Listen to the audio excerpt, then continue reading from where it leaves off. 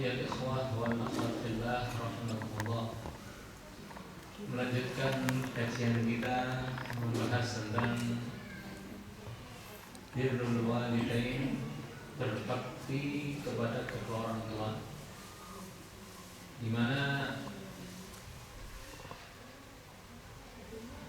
tiga perkara yang harus dilakukan oleh setiap anak terhadap kedua orang tua telah kita jelaskan kemarin, yaitu yang pertama seruan Allah Subhanahu wa taala kepada setiap anak agar yang pertama jangan berkata jangan berkata apa? Saja tidak boleh, apalagi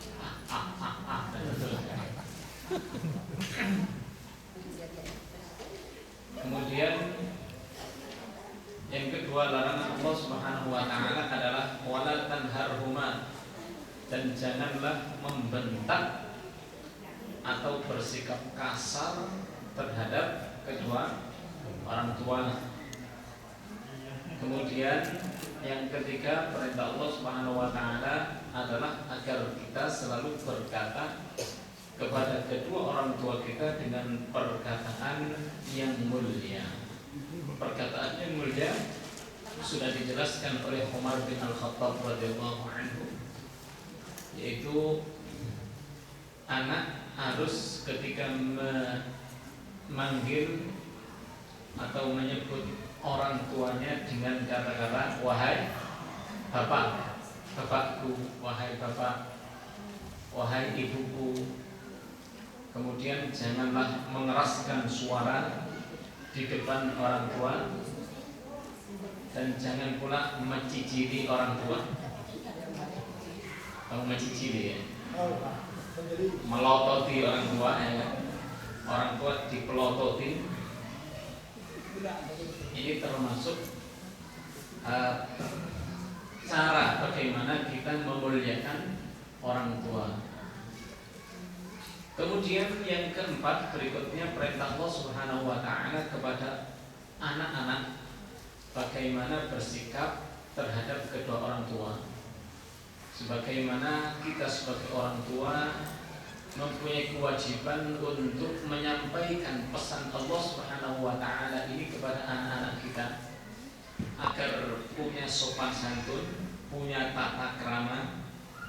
Apa-apa yang semestinya dilakukan oleh anak terhadap kita sebagai orang tua harus kita bina mulai sekarang, jangan ditunda-tunda, kasihan. Sebab ini perintah Allah Subhanahu wa taala. Kemudian yang keempat adalah wakhfid lahuma janahadz-dzulli minar rahmah, dan hendaklah kamu wahai anak-anak menurunkan dua sayapmu untuk kedua orang tua kamu karena adanya rasa kasih sayang kamu terhadap kedua orang tua kamu. Artinya menurunkan dua sayap itu adalah tawadhu. Tawadhu artinya merendah diri di depan orang tua. Allah Subhanahu wa taala menggunakan kata kinayah seperti burung yang harus menutup kedua sayapnya ketika di depan orang tua, jangan dikembangkan. Kalau bahasa Jawanya adalah jangan sekali-kali anak punya sikap dengan menteng kereknya dipenteng-teng gitu. Siapa kamu Pak? Siapa kamu? Tidak, tapi harus ditutup kereknya. Ketiaknya ditutup, jangan sampai dipenteng. Artinya anak harus sepenuhnya punya rasa tawadhu atas dasar kasih sayang anak terhadap kedua orang tua. Sehingga Allah Subhanahu wa taala ketika menjelaskan minar rahmah, disebabkan karena rahmat, itu Allah Subhanahu wa taala mengingatkan kepada kita agar jangan sekali-kali kalian punya sikap tawadhu terhadap kedua orang tua disebabkan karena ingin melaksanakan perintah Allah, tidak cukup. Atau karena kalian merasa bahwa diri kalian adalah sebagai anak dari orang tua kalian yang masih hidupnya, tapi timbulkan rasa kasih sayang kalian yang tumbuh dari sanubari hati kalian kepada orang tua, kasihan orang tua kalian.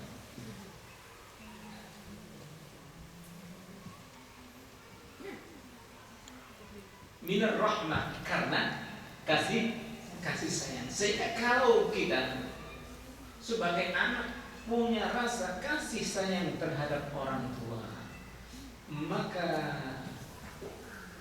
kita tentu tidak akan bersikap sombong dan membiarkan orang tua terlantar baik ekonomi maupun keadaannya. Sehingga ekonomi orang tua akan terus kita bantu, ya kan?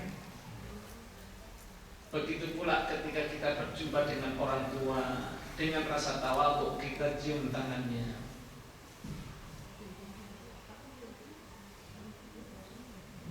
Dengan tawadhu kita terhadap orang tua, kita tidak berkata kasar. Ketika disuruh orang tua Hamzah, kami enggak Pak.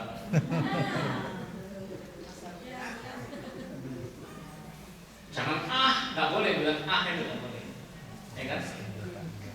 Ayah masih ingin bebas ke sana kemari, masih ingin senang-senang dulu, nggak boleh. Harus bicara, gitu. Nggak harus gitu. Kalau kita menolak dengan kata-kata yang baik, ngapunten Pak, minta maaf Pak, mungkin tahun depan mungkin. Kalau semua orang tua nggak bisa, harus sekarang, harus dituruti itu.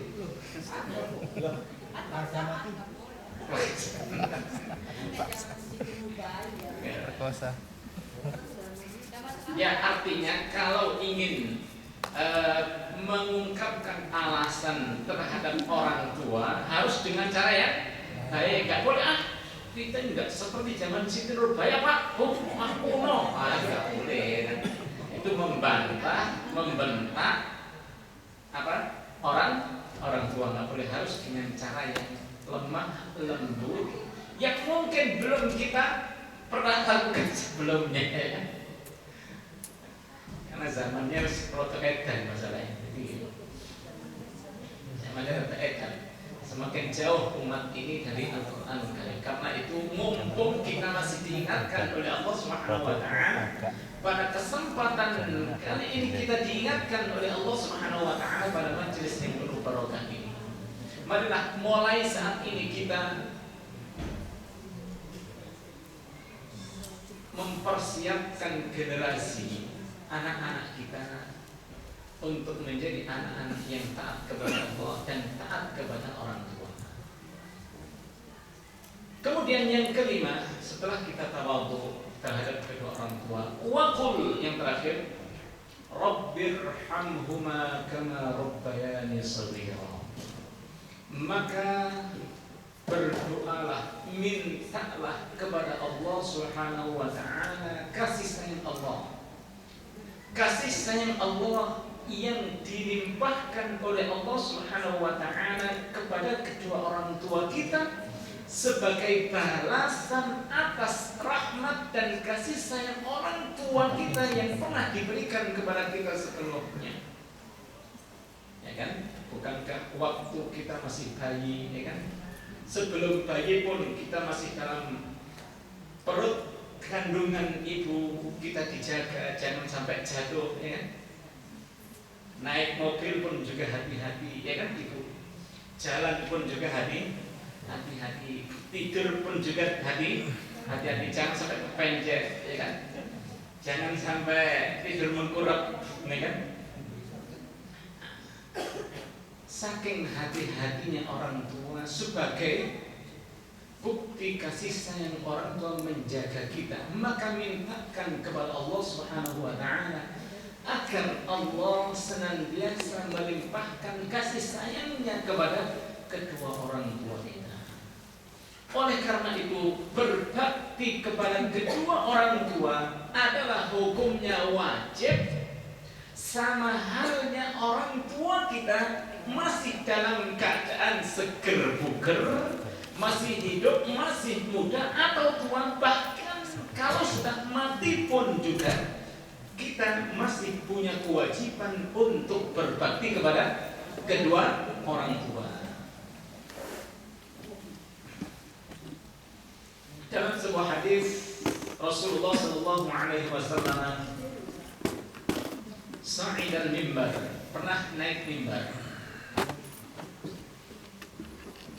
Faqal, kemudian Rasulullah berkata, amin, amin, amin. Begitu naik mimbar langsung membaca amin 3 kali. Kemudian para sahabat bertanya, ya Rasulullah, alama ammanta ya Rasulullah, atas dasar apa engkau membaca amin 3 kali itu ya Rasulullah? Qal, dijawab oleh Rasulullah, atani Jibril, telah datang kepadaku Jibril. Faqala, kemudian Jibril berkata kepadaku, ya Muhammad, wahai Muhammad, raghiba anfu rajulin dzukirta indahu falam yusalli alaik. Wahai Muhammad, terhinalah atau merugilah seseorang yang apabila disebutkan namamu kemudian dia tidak mengucapkan Allahumma salli ala sayyidina Muhammad wa ala alihi wa sahbihi wasallam. Artinya merugi seseorang kalau ketika disebutkan nama Allahumma salli ala Muhammad, jawabannya Allahumma salli alaihi wa sallim alaihi. Faqul, maka katakanlah wahai Muhammad, amin. Faqultu amin, aku katakan amin. Thumma qala, kemudian Jibril berkata kepadaku, rahima anfu rajulin dakhala alaihi syahru Ramadan thumma kharaja falam yughfar lah. Kemudian yang kedua, amin yang kedua adalah hinalah dan merugilah seseorang yang apabila dia mendapati bulan Ramadan seperti kita ini, kemudian dia keluar dari bulan Ramadan tidak mendapatkan ampunan Allah Subhanahu wa taala. Sangat logis, karena apa? Bulan Ramadan adalah penuh ampunan Allah. Kok ada di antara manusia keluar dari bulan Ramadan mendapati bulan Syawal, ternyata dia bukan termasuk orang yang diampuni oleh Allah. Sangat-sangat merugi. Faqul amin, maka katakanlah amin wahai Muhammad. Faqulu amin, aku katakan amin. Waqal, dan berkata pula Jibril, raghima anfu rajulin adraka walidayhi ahaduhuma aw kilahuma falam yudkhilahu fil jannah. Qul amin. Faqultu amin.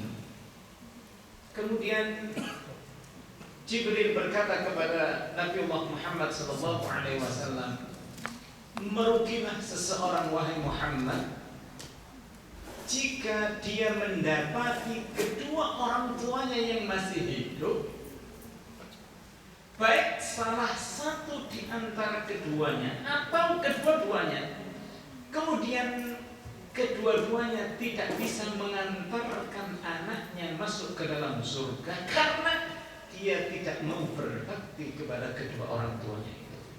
Artinya kesempatan emas bagi kita untuk bisa masuk ke dalam surga Allah lantaran adanya kedua orang tua. Itu kesempatan emas bagi kita untuk benar-benar berbakti kepada kedua orang tua yang bisa mengantarkan kita masuk ke dalam surga. Ini berkaitan dengan bakti anak terhadap kedua orang tua yang masih hidup. Begitu pula halnya kita mungkin yang sudah ditinggal mati duluan oleh kedua orang tua kita, sedangkan kita merasa belum berbakti kepada kedua orang tua. Apakah ada kemungkinan bagi kita untuk berbakti kepada kedua orang tua kita yang sudah meninggal, sehingga karena bakti kita kepada kedua orang tua Allah Subhanahu wa ta'ala akan meridhai kita semuanya? Rasulullah sallallahu alaihi wasallam bersabda dalam sebuah hadis yang diriwayatkan oleh Abu Hurairah radhiyallahu anhu qala, "Bainama ana jalisun." Dia berkata, ketika aku sedang duduk inda Rasulullah sallallahu alaihi wasallam, di sisi Rasulullah sallallahu alaihi wasallam, irja'ahu rajulun minal ansar, tiba-tiba datanglah seseorang dari kaum Ansar. Faqal, kemudian dia berkata, "Ya Rasulullah, wahai Rasulullah, hal baqiya alaina min birri waladayya syai'un?" Ya Rasulullah, apakah masih ada kesempatan bagiku untuk berbakti kepada kedua orang tuaku ba'da mautihima, setelah beliau berdua telah meninggal dunia, ya Rasulullah? Qala, dijawab oleh Rasulullah, nah, iya, masih ada kesempatan kamu untuk berbakti kepada kedua orang tua kamu sebagai bukti penyesalan kamu karena ketika semasa hidup kedua orang tua kamu masih belum mampu berbakti, bahkan sering bandel, sering bentak dan seterusnya.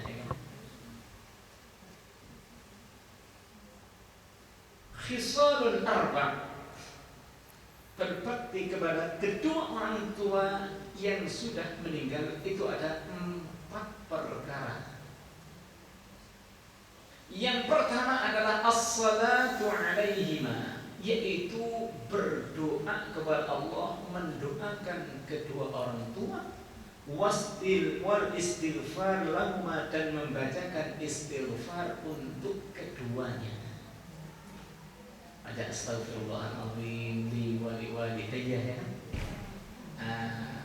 li wali walidayya, ya Allah, aku meminta ampun kepadamu untukku atas dosa-dosaku dan untuk kedua orang tuaku. Wa infadi ahdihima, dan meneruskan kebiasaan baiknya orang tua. Orang tua kita adalah orang tua yang soleh, aktif di masjid, itu jangan diputus. Kita nggak mau datang ke masjid lagi. Caranya agar kita mendapatkan pahala birrul walidain adalah kita berbuat baik seperti kebaikan orang tua kita. Atau kalau orang tua kita dulu jarang-jarang ke masjid umpamanya, ya kan? Maka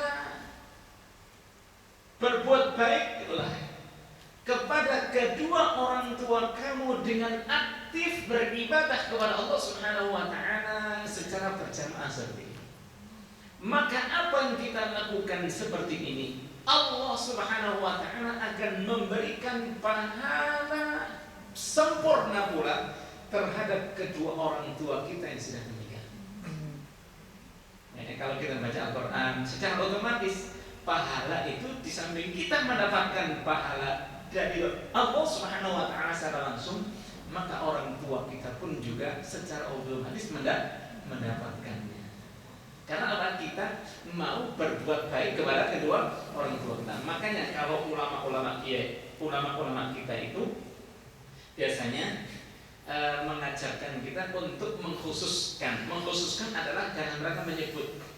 Kalau biasanya ila hadrati kan, ila hadratin Nabi Mustafa Muhammad sallallahu alaihi wasallam, ya kan? Kita awali dengan Al-Fatihah. Kemudian ila ruhi, untuk rohnya atau waya kedua orang tuaku, namanya siapa nih? Saya disebutkan, ya kan? Al-Fatihah. Kemudian kita beramal soleh. Maka ini secara khusus Allah Subhanahu wa taala akan menyambung hubungan baik bakti anak terhadap kedua orang tua. Kemudian yang ketiga kata Rasulullah sallallahu alaihi wasallam, wa ikramu sadiqihima, dan memuliakan teman-temannya kedua orang tua kita yang sudah menikah. Siapa temannya orang tua kita yang waktu semasa hidupnya adalah sangat berat sekali hubungannya. Nah ini kita mau memuliakan mereka. Memuliakan dalam arti ya seperti kita memuliakan orang tua dengan berkata sopan, lemah lembut, membantu, menolong, dan mencukupi ya kebutuhan teman-teman orang tua kita. Yang terakhir, wasilatur rahim, dan menyambung sanak famili. Hubungan sanak famili disambung, yang masih ada hubungan famili dari orang tua laki-laki maupun kedua orang tua perempuan. Fahuwa alladhi baqiya 'alaika min birrihima ba'dahu fihima. Maka itulah kata Rasulullah sallallahu alaihi wasallam yang tersisa untuk kamu berbuat baik terhadap kedua orang tua kamu. Kemudian pertanyaan, berapa kali kita mendoakan orang tua kita sebagaimana Allah Subhanahu wa taala mewajibkan kita untuk mendoakan orang tua, ya kan? Wa qur rabbirhamhuma kama rabbayani shaghira. Ini perintah langsung dari Allah Subhanahu wa taala. Lah pertanyaannya berapa kali? Apakah seminggu sekali? Satu bulan sekali? Setahun sekali? Betul. Su'ila Sufyan Ats-Tsauri pernah ditanya, kam yad'u al-insan liwalidayhi. Berapa kali wahai Sufyan Ats-Tsauri seseorang mendoakan kedua orang tuanya, meminta ampun kepada Allah untuk kedua orang tuanya? Afil yaum marrah, apakah setiap hari sekali? Afil syahr, apakah dalam satu bulan? Au fis sanah, atau setahun sekali? Biasanya kalau di kita kan setiap tahun sekali berziarah kubur, ya kan? Lebih apa? Kalau menjelang hari raya, ya kan? Di kita seperti itu. Itu bagus kalau berziarah kubur seperti itu. Yang penting doanya ini loh. Kita doakan orang tua kita ini berapa kali untuk membebaskan kewajiban kita sebagai anak terhadap kedua orang tua? Dijawab oleh Sufyan Ats-Tsauri, faqal ayyujzi'ahu idza da'a li rabbihima fi akhir at-tashahhudat. Aku berharap, inilah arju, aku berharap agar mencukupi seseorang itu mendoakan kedua orang tuanya setiap selesai akhir dari tahiyat, akhir. Berarti setelah assalamualaikum, apa doa kita? Astaghfirullahaladzim li wa liwalidayya. ditambah wa li ashabil huquqil wajibati 'alayya. Kemudian wa li jami'il muslimin wal muslimat wal mu'minin wal mu'minat al ahya'i minhum wal amwat. Ya kan? Hafalkan doa itu ya. Ini hendaknya kita baca setiap saat. Artinya aku meminta maaf kepada Allah, meminta ampun kepada Allah untukku dan untuk kedua orang tuaku dan untuk orang-orang yang punya hak atas diriku. Artinya mungkin kita pernah melakukan kesalahan terhadap orang lain yang pernah kita sakiti atau pernah kita ambil tapi nggak terasa dan seterusnya. Dan kita meminta ampun kepada Allah Subhanahu wa taala untuk mereka. Dan wal jami'il muslimin wal muslimat, seluruh orang mukmin dan mukminat dan seterusnya. Ini disyariatkan oleh Allah Subhanahu wa taala. Oleh karena itu cukup, berarti setiap berapa kali sehari? 5 kali. Insyaallah mudah-mudahan kewajiban kita terpenuhi sebagai anak yang soleh, anak yang solehah. Begitu pula anak-anak kita nanti mau mendoakan kita sebagai orang tua yang soleh dan solehah, sehingga antara anak dan orang tua akan tetap layak dipertemukan oleh Allah Subhanahu wa taala di dalam surganya. Amin ya rabbal alamin. Ini mungkin yang bisa saya sampaikan, kalau tidak bisa disebutkan dengan saya. Habis. Alhamdulillah. Pertanyaan. Satu silakan. Saya nanya. Bagaimana dengan keadaan seorang anak yang orang tuanya berbeda agama, Pak? Apalagi kalau orang tua tersebut sudah meninggal, bagaimana dia bisa mendoakan bagaimanapun solehnya anak itu? Dan apakah status anak itu akan selalu disebut anak zina selama hidupnya hanya karena dia memiliki orang tua yang berbeda agama? Oke, jadi kalau orang tua itu musyrik, ya kan, maka anak yang mukmin, anak muslim sudah diputus oleh Allah Subhanahu wa taala hubungannya. Karena sudah meninggal. Karena orang musyrik, innallaha la yaghfiru an yushraka bih. Sesungguhnya Allah tidak akan mengampuni dosa syirik selama-lamanya.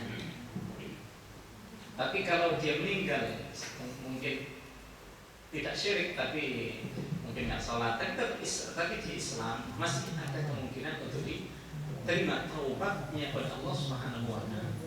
Sebagaimana firman Allah, maka linabiyyin wal ladzina amanu ayastaghfiru lil musyrikin walau kanu uli qurba min ba'di ma tabayyana lahum annahum ashabul jahim. Tidaklah layak bagi nabi dan orang-orang mukmin, ya kan, jelasan nabi dan orang-orang mukmin untuk memintakan ampunan kepada Allah kepada orang-orang musyrik meskipun mereka itu masih ada hubungan kekerabatan orang tua dan seterusnya. Sebagaimana Nabiullah Ibrahim, orang tuanya apa? Musyrik kan? Nah itu ditolak oleh Allah Subhanahu wa taala. Doa yang pernah dipanjatkan oleh Nabiullah Ibrahim alaihissalam untuk orang tuanya yang musyrik. Oleh karena itu, kalau kita masih punya orang tua yang belum muslim,